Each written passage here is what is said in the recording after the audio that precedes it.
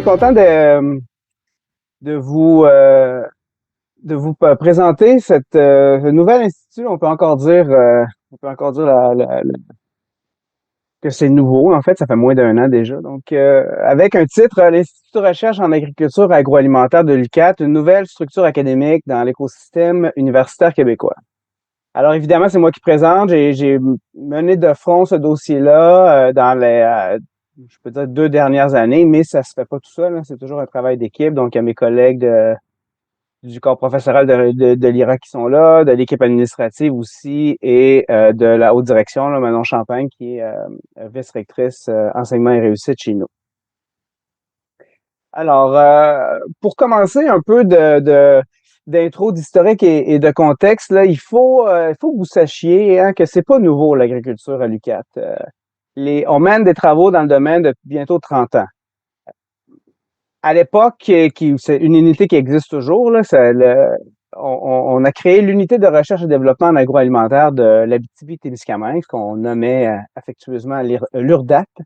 Ça a été créé donc en 97. Ça va faire bientôt 30 ans là, qu'il y a des travaux de recherche dans le domaine. Et jusqu'à maintenant, jusqu'à la création de l'Institut, on était hébergé, d'un point de vue administratif, dans un autre institut de recherche. Euh, on devait être hébergé à l'Institut de recherche sur les forêts. Finalement, ça s'est plutôt fait à l'Institut de recherche en mines et environnement. Donc, tout ça pour vous dire qu'il y a eu, on n'avait pas notre place à nous en tant que tel en agriculture. Mais avant d'aller plus loin, il faut que je vous explique qu'est-ce que c'est qu'un institut de recherche. Hein. C'est une structure académique, administrative, qui coordonne des activités de recherche et d'enseignement au cycle supérieur dans un domaine donné. Donc, cycle supérieur, hein, mais niveau maîtrise et doctorat, donc il n'y a pas d'enseignement de premier cycle universitaire dans le cadre d'un institut. Euh, et un corps professoral qui s'organise au sein d'un département sur une thématique euh, particulière. Donc, maintenant, il y a 3 instituts de recherche à l'UQAT. L'Institut de recherche sur les forêts, l'Institut de recherche en mines et environnement et maintenant l'Institut de recherche en agriculture agroalimentaire. Donc, 3 piliers des ressources naturelles. Les travaux qu'on fait à l'UQAT, ben, ils ont été aussi reconnus par le passé. Ça, c'est important de le nommer. En 2010, entre autres, là, on a reçu, moi, j'étais pas encore à l'UQAT à l'époque, mais c'est tout le travail qui a été fait par ma collègue, la professeure Carole Lafrenière, qui est maintenant retraitée. Donc, grâce à tous les travaux qui ont été faits, ben, le mérite Adélard Godbout a été octroyé à l'URDAT par l'Ordre des agronomes. Et en 2011, on a construit ce qui est notre quartier général maintenant. Donc, à l'époque, on l'appelait la station de recherche en agroalimentaire. Maintenant, c'est devenu le centre de l'UQAT du Témiscamingue. Donc, un bâtiment, structure, ossature en bois. C'est vraiment magnifique avec, justement, on en discutait avant le début, là, tous les bureaux ont vu sur le lac Témiscamingue, avec les laboratoires aussi. Et tout ça, ben, c'est quand même assez récent, donc c'est très chouette. C'est un très, très bel environnement. Donc, pendant plusieurs années, ben, l'équipe professorale était quand même assez réduite. Hein. Moi, je suis arrivé en 2000, comme postdoc au printemps 2016, prof en janvier 2017. Carole a pris sa retraite officiellement en 2018. Donc, on était peu nombreux là, en tant que professeurs durant quand même plusieurs années, mais il y a toujours eu une équipe de support à la recherche puis une équipe administrative. Là.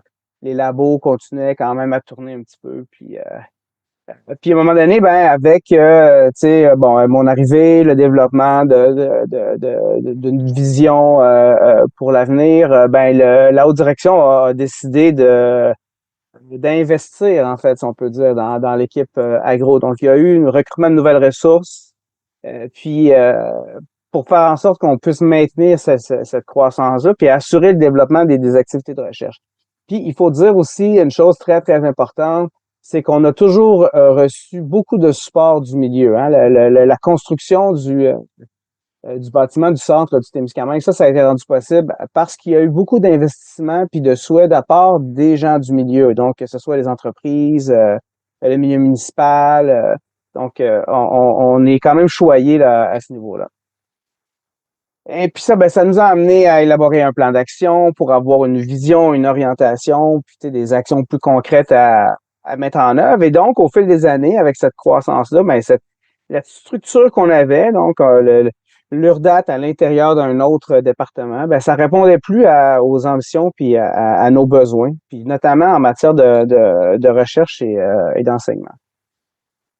On avait besoin d'une autonomie départementale et ben, on sentait aussi quand même le besoin d'alléger la charge administrative de nos collègues du département de mines et environnement. On s'en venait avec un noyau de 4 voire 5 professeurs en agriculture dans un département de mines et environnement, tu sais, où il y a toujours eu de très belles relations cordiales, où on a toujours été très, très bien accueillis, mais à un moment donné, on devait quitter le nid, si je peux dire, tu sais. Euh, donc, suite à ça, ben, il y a des démarches concrètes qui ont été mises en branle à l'été 2024 pour en arriver à créer un institut de recherche en agriculture agroalimentaire à l'été 2025. Alors, ben, en 2026, maintenant, qu'est-ce que c'est, là, l'équipe agro? C'est 5 personnes membres du corps professoral, plus de 50 projets de recherche qui impliquent des membres du corps professoral, donc des projets qui sont menés chez nous, oui, comme Louise l'a dit, et j'en porte un dans le cadre du financement FRQNT, Agriculture durable, en partenariat avec le RQRAD, mais pas que. Il y a des projets dans lesquels on est impliqué qui sont portés par d'autres collègues à l'intérieur de l'UQAT et dans d'autres universités aussi. Là. Donc, mais on a les pieds en tout et partout, là, les 5 profs, on a les pieds dans une cinquantaine de projets à l'heure actuelle.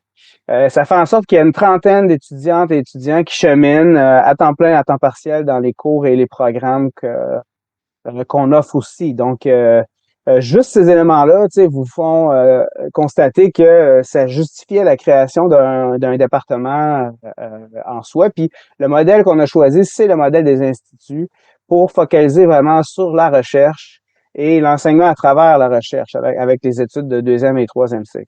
Donc, pas de baccalauréat en agriculture dans notre vision, là, si je peux dire. Là. La figure que je vous présente ici, bon, il faudrait ajouter un 25-26 à côté, là, mais ce que je voulais faire ressortir avec ça, là, ce que vous voyez sur l'axe des Y, là, c'est le nombre moyen de personnes inscrites par session. Et en équivalent temps plein, là. Donc, puis ce que vous voyez, ben, c'est des couleurs qui changent avec le temps. Fait que les couleurs correspondent à des programmes dans lesquels on intervient. Notre programme phare, c'est le microprogramme de deuxième cycle en agriculture fourragère. Mais là, on a ajouté 2 nouveaux microprogrammes aussi. Donc, comme j'expliquais, là, ça c'est quand, quand on va avoir complété l'année académique 25-26, ben ça s'en vient là, avec la fin de la session actuelle. Ben là, on va pouvoir ajouter une une série de barres verticales pour voir comment continuer la progression. Donc, vous voyez qu'en 2017-2018, ben, on avait, oui, quelques personnes dans le microprogramme en agriculture fourragère et des personnes qui s'intéressent à nos cours auditeurs et auditrices libres. Puis, avec le temps, ben là, les activités de recherche se sont déployées. Il y a eu plus de personnes impliquées. On a eu de plus en plus d'étudiants dans des programmes sur mesure, doctorat sur mesure en agriculture, maîtrise sur mesure en agriculture. On intervient dans d'autres programmes aussi, doctorat en sciences de l'environnement, doctorat en écologie forestière, maîtrise en écologie et aménagement forestier. Euh, donc, tout ça encore témoigne du fait que, bon, ben, cette équipe-là, agro, ben, elle a besoin de son autonomie puis de voler de ses propres ailes.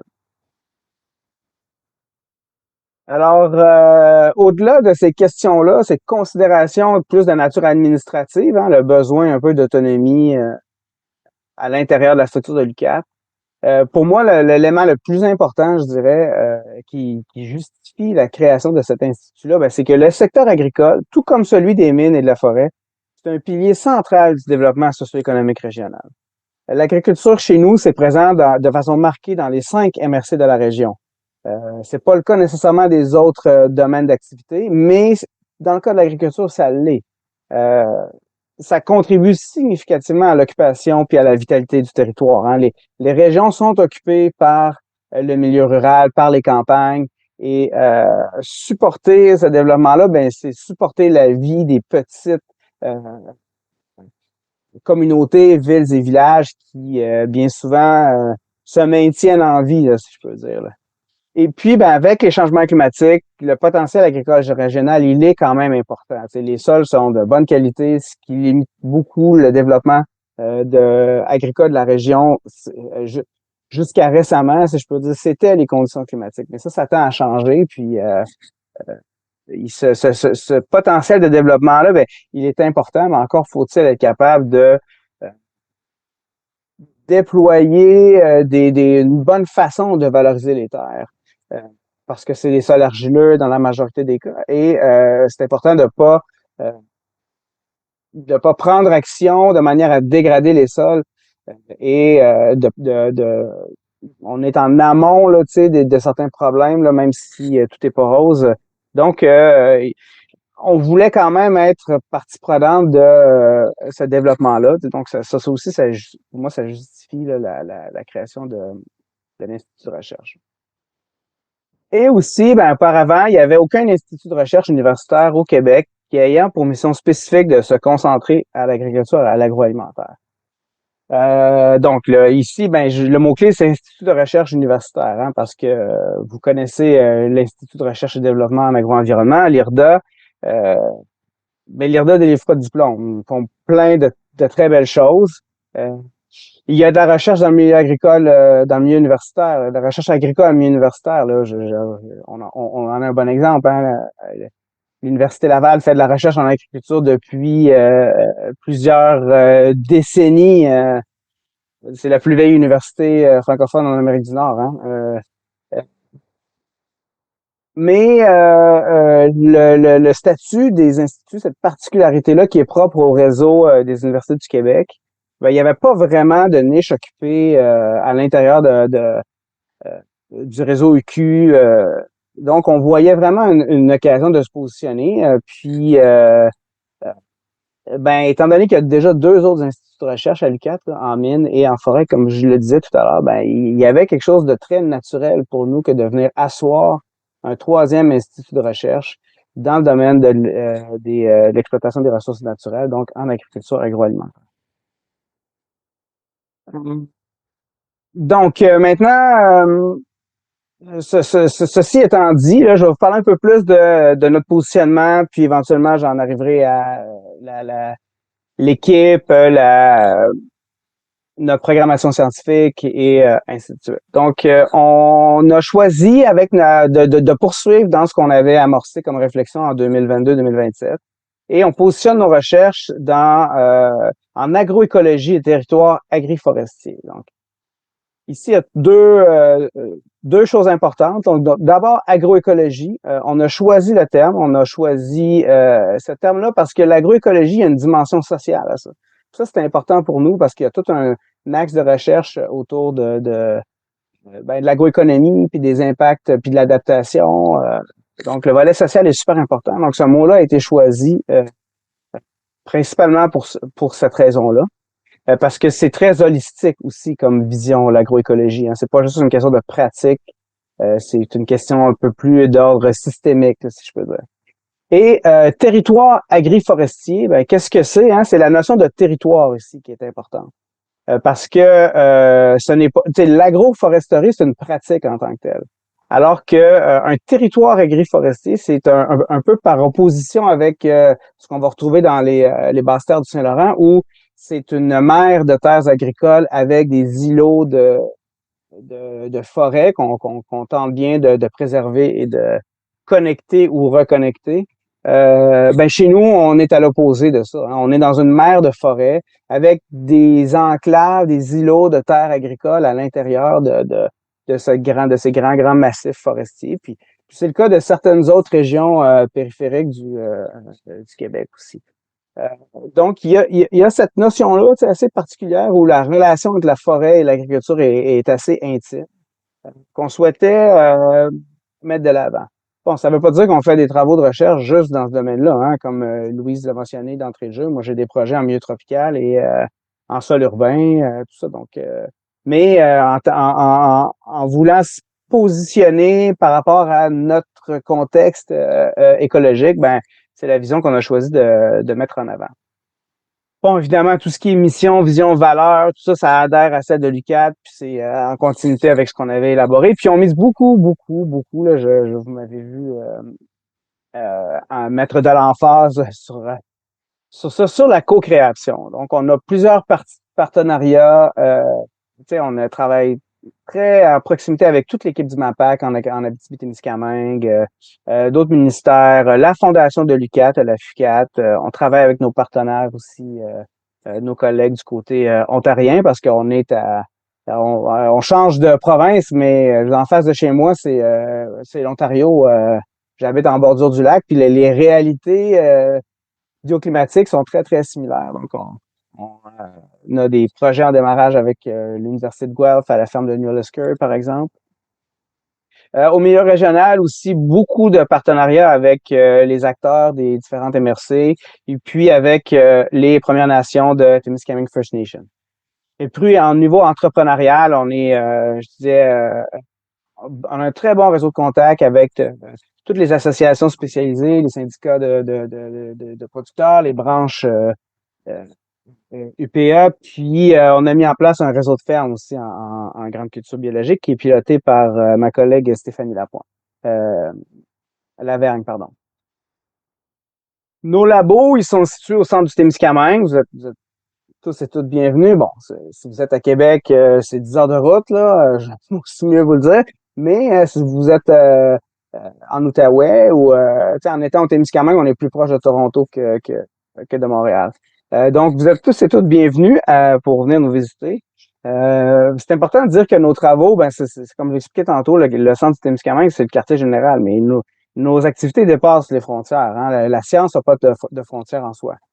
Donc, on travaille sur des problématiques régionales, provinciales, nationales, puis internationales, comme le font toutes les universités du Québec. Ça, c'est la programmation scientifique qu'on a décidé de mettre de l'avant. Donc, avec 8 axes et le positionnement stratégique au centre de cet axe-là. Donc, l'axe 1, production végétale éco-responsable. 2, production animale éco-responsable. 3, conservation des sols. 4, biodiversité des agroécosystèmes. 5, perspectives autochtones en agriculture agroalimentaire. 6, gestion et qualité de l'eau en milieu agricole. 7, agroéconomie écologique. Et 8, changement climatique, impact, atténuation et adaptation. Et sur cette figure-là, ben, vous voyez plein de liens. Alors, tout ça est pas anecdotique. Ça fait une très belle figure au final, mais ces axes-là sont tous interreliés. Ils sont à la fois autoportants et interreliés. Puis, je ne peux pas vous donner un exemple très simple, là. Tout ce qui est santé et conservation des sols va avoir un impact direct sur la capacité des systèmes à s'adapter au changement climatique, puis même atténuer les émissions de gaz à effet de serre par le biais de la séquestration du carbone. Et puis il y a des impacts agroéconomiques aussi avec ces pratiques-là. Donc là, je vais m'arrêter tout de suite, mais vous voyez que il y a un degré d'interrelation assez important. Puis là, j'ai fait apparaître un petit tableau où, avec un super code de couleur pour vous faciliter la tâche, avec donc une colonne statut puis une colonne expertise professorale.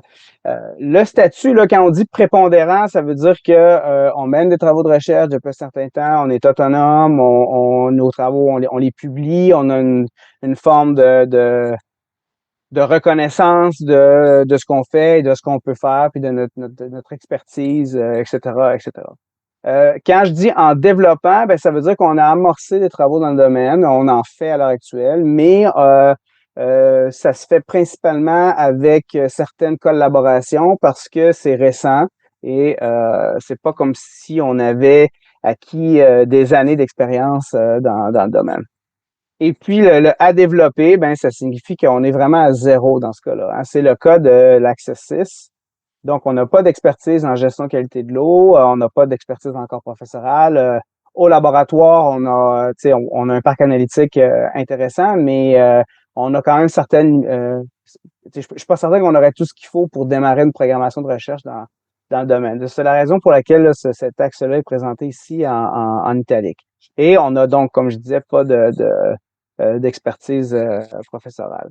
Dans le cas de biodiversité, ben, tu sais, moi j'ai un projet en biodiversité agricole, mais ce n'est pas mon expertise, hein. Je collabore avec des collègues de l'Université de Sherbrooke, le UQAM, Cérum, tout ça. Puis pour éventuellement, ben oui, en arriver, on souhaitera dans les années futures à recruter une personne pour vraiment focaliser sur ce domaine. Donc, cette programmation-là, ben, comme j'expliquais, elle intègre une vision future du développement de nos activités. Elle va évoluer aussi, c'est certain. Il fallait quand même commencer quelque part. Elle est ancrée dans nos fondements institutionnels à l'UQAT, hein, donc les thèmes environnement, avenir durable, puis savoir autochtone sont abordés dans notre programmation scientifique. Puis, elle couvre aussi plusieurs enjeux qui sont jugés prioritaires parmi les milieux municipaux. Fait que ça c'était important aussi. Avant d'en arriver à choisir, ça, c'est pas un choix qui a été fait au hasard. Tu sais, chacun des axes, la terminologie aussi a été réfléchie parce qu'on souhaitait vraiment rejoindre des priorités d'une part régionales, mais aussi provinciales et nationales.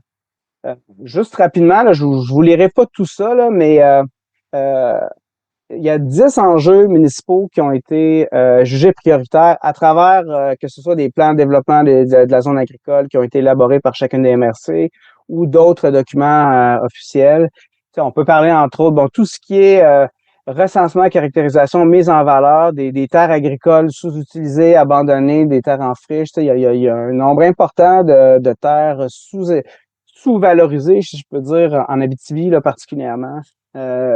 Toute la question entourant le financement, la performance, l'appui à la relève aussi. Tu sais, donc là, maintenant, en ayant un pilier agroéconomique, bon, on est en mesure de traiter de ces questions-là. Puis la question des marchés aussi, santé, productivité des sols, la durabilité des secteurs, tu sais, en ayant des axes qui ont une dimension éco-responsable, ben, ça permet de rejoindre ça. Agriculture de proximité, là, notre collègue Patrice s'intéresse beaucoup aux questions de circularité, d'économie circulaire. Bon, et j'en passe, là, donc, tu sais, bon, les effets des changements climatiques aussi, là, ça, ce sont des éléments qui sont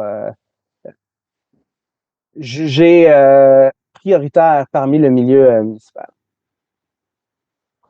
Évidemment, on intègre aussi là, de nombreuses priorités gouvernementales là, à la conception du plan, du dossier de création. Ben, comme je disais tantôt, là, j'ai piloté ce dossier-là. Ça a été bien sûr appuyé par les collègues, mais j'ai fait mes devoirs en allant, en m'assurant de couvrir ben, les objectifs du PAD, euh, plusieurs objectifs de la politique bioalimentaire, puis toutes les actions, certaines des actions, pardon, du plan pour une économie verte, les cibles du plan nature du gouvernement du Québec. Donc j'ai lu ces documents-là, puis là je peux pas aller trop en détail aujourd'hui parce que le temps est limité, mais il y a des liens très explicites qui sont faits entre certaines des actions, puis les axes, puis comment les travaux peuvent contribuer à atteindre ces objectifs ou actions-là. Même chose pour ce qui est du gouvernement fédéral. Donc, hein, notre programmation scientifique, ben, elle inclut toutes les cibles de la stratégie d'agriculture durable, puis le 4/5e des résultats attendus à l'issue de la politique bioalimentaire du gouvernement du Canada. Puis, elle est liée aussi à des accords et engagements internationaux, ben, avec toute la question entourant les changements climatiques, la santé et la conservation des sols, ben, ça s'arrime à l'accord de Paris. On s'arrime aussi à 11 des 17 objectifs de développement durable des Nations Unies et puis à 16 des 23 cibles du Cadre mondial de la biodiversité de Kunming à Montréal. Donc ça clôt un peu le volet de la présentation qui détaillait là, l'équipe, pas l'équipe, pardon, la programmation scientifique. Mais pour la réaliser, cette programmation-là, ben, ça prend une équipe. Hein? Donc là, vous voyez l'équipe actuellement. En haut à gauche, Terence, qui est prof régulier en agroclimatologie. Patrice, qui est prof sous-octrooi de niveau 1 en agroéconomie, qui, comme j'expliquais tantôt, là, s'intéresse aux questions l'économie des changements climatiques, l'économie circulaire, l'économie des ressources naturelles et de l'environnement. Simon, qui est professeur sous-doctorat de niveau 2, qui est spécialisé en production bovine, éco-responsable, puis tout ce qui est réduction des émissions de gaz à effet de serre dans dans la gestion des bovins au pâturage. Stéphanie, qui est spécialisée dans les systèmes de culture durable, en grande culture bio, mais en santé des sols aussi, puis qui a une expertise très axée sur l'agronomie d'un point de vue général. Et puis moi-même, où je suis spécialisé dans les questions entourant le stockage, la séquestration du carbone, la dynamique de la matière organique dans les sols, puis les traits fonctionnels des plantes. Donc ça, c'est notre équipe. C'est sûr qu'on va souhaiter accroître cette équipe-là. Là, je vous dirais, bon, on arrive à la fin de notre première année. Donc, on est ici. On nous avait demandé de proposer une vision avec un schéma d'embauche. Bon, évidemment, toute cette planification-là, elle est très spéculative là, à l'heure actuelle. Là. Ça va dépendre des financements obtenus puis des partenariats. Donc, il n'y a rien qui est coulé dans le béton. Mais tu sais, la vision qu'on avait, c'est d'en arriver à assez rapidement là, nourrir notre équipe professorale avec une personne dans le domaine de la gestion de la qualité de l'eau en milieu agricole, par exemple. Puis, avec un cycle là, de 2 ans. Bon, est-ce que ça sera 2017? Je vous avoue que on arrive déjà à la fin du premier cycle de la première année de l'Institut, à la moitié de 2026. Je suis pas certain. Je pense que on va se donner le temps de s'installer comme il faut, mais il y aura assurément des embauches dans les années à venir. En termes de recherche, formation, service, bon, on a les structures de recherche et les services suivants.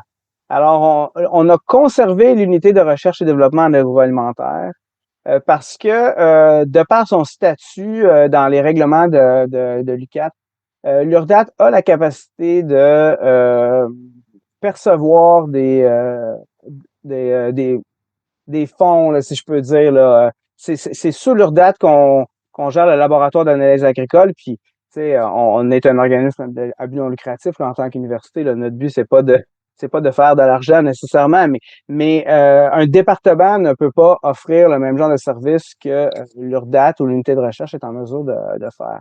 Donc, on est capable, à travers cette structure-là, d'offrir des services d'analyse aux entreprises, aux collègues de, d'autres départements qui veulent venir faire des services d'analyse de sol ou de plantes dans notre laboratoire. Puis on a un système là pour faciliter ce fonctionnement-là. On a aussi donc un réseau de fermes en grande culture biologique, comme je vous le disais tout à l'heure, là, qui est piloté par Stéphanie, qui regroupe de mémoire, je pense que c'est 13 fermes. Puis on a 2 dispositifs expérimentaux de longue durée qu'on a implantés. Celui qui est à Dupuis, c'est un dispositif en sylvopastoralisme en conditions réelles d'exploitation à la ferme, et un dispositif en agroforesterie et diversité agricole à Laverlechère, qui a été implanté, lui, dans le cadre du financement obtenu par le FRQNT là, dans le volet agriculture durable. Donc ça a démarré en 2022. Ben, les travaux ont commencé en 2022, mais les premières les premières cultures ont été implantées en 2023. Puis ça a été implanté en 2020, en pleine COVID. Ça, je m'en souviens très bien. Au niveau labo, ben on a tous nos labos au centre de recherche. On a des équipements de chimie analytique, de chromatographie, de sciences du sol, de phytologie. On est assez bien équipés, je vous dirais. On n'a pas grand-chose à envier aux autres laboratoires. Ce qui nous manque, c'est des ressources humaines. C'est surtout ça l'enjeu chez nous. C'est pas le parc analytique, là. On a la capacité matérielle de faire les choses, mais ça nous prendrait au moins deux, si c'est pas trois personnes à temps plein pour faire tourner notre labo puis entretenir nos équipements, alors qu'en ce moment, on a seulement une personne. Puis donc, c'est pas facile. En plus de tous les services qu'on offre, on reçoit des analyses de fourrage, puis on livre un résultat en 48 heures pour les entreprises agricoles. Donc, c'est pas toujours facile. En termes de formation, on a deux types de clientèle. La première, c'est la clientèle professionnelle. On a donc des micro-programmes de deuxième cycle. Comme je vous disais tout à l'heure, en tant qu'institut, on focalise principalement sur l'enseignement de deuxième et troisième cycle. Donc, un micro-programme de deuxième cycle en agriculture fourragère, un en agriculture durable qui a démarré cet automne et un en agroéconomie écologique qui démarre à l'automne prochain. Donc, ils ont tous le même format. Ce sont des cours qui sont offerts à distance en mode synchrone. Donc, tout le monde est un peu comme on l'est en ce moment dans le webinaire. 3 cours de 3 crédits pour un total de 9 crédits. Puis, c'est dans nos cartons d'éventuellement en arriver à soit créer un diplôme d'études supérieures spécialisées ou même éventuellement une maîtrise professionnelle pour pouvoir faire du cumul avec ces 3 micro-programmes-là. Mais c'est pas encore possible, mais ça le sera dans le futur. Et puis, on a bien sûr toute notre clientèle recherche, si je peux dire, à nos programmes de maîtrise et doctorat sur mesure en agriculture. En ce moment, 11 cours dans notre patrimoine de cours, puis un nouveau cours à l'hiver qui va être offert à l'automne 2026. Puis on était en assemblée départementale dernièrement, puis là même, on a revu la structure de notre programme de maîtrise. Donc, ça nous permet d'ajouter encore des un peu plus de cours là, dans notre patrimoine. En termes de financement, bon là, c'est peut-être un peu de la poutine interne, là, mais je tenais quand même à vous présenter pour que vous sachiez un peu comment on fonctionne. Ben, on a décidé d'opter pour un modèle similaire à ceux des deux autres instituts durant leur démarrage, où en fait, ce qu'on vise là, c'est obtenir une moyenne de 110 000 de fonds de recherche externes qui proviennent des organismes subventionnaires et non pas de l'interne à l'université et superviser 2 personnes à la maîtrise et 2 personnes au doctorat par année par prof. Donc, c'est une moyenne. Là. Ça se peut qu'il y ait des profs qui en aient plus, d'autres qui en aient moins. C'est pas toujours facile là, quand tu commences ta carrière dès la première année d'aller chercher du financement de cette envergure. Mais puis ça, c'est pas non plus un objectif coercitif. Il y a pas de pénalité là, à travers tout ça. C'est beaucoup plus une vision d'équipe qui est proposée.